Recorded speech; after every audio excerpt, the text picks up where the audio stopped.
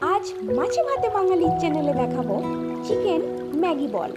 প্রথমে ম্যাগিগুলো গরম জলে ভালো করে সেদ্ধ করে নিতে হবে। তারপর সানচা করে ছেঁকে তুলে নিতে হবে। তার মধ্যে দিতে হবে কুচানো পেঁয়াজ, লঙ্কা কুচানো, পরিমাণ মতো নুন, লঙ্কা গুঁড়ো, হলুদ গুঁড়ো, ম্যাগি মশলা দেওয়ার পর সামান্য বেসন দিয়ে ভালো করে মাখতে হবে।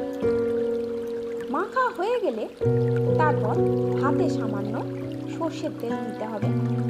তার মধ্যে দিতে হবে চিকেনের পেস্ট, তাতে সামান্য নুন আর কর্নফ্লাওয়ার দেওয়া। ম্যাগির মধ্যে দিয়ে ভালো করে গোল করে বলের আকারে গড়ে নিতে হবে। তারপর শুকনো ম্যাগির মধ্যে কোট করে নিতে হবে।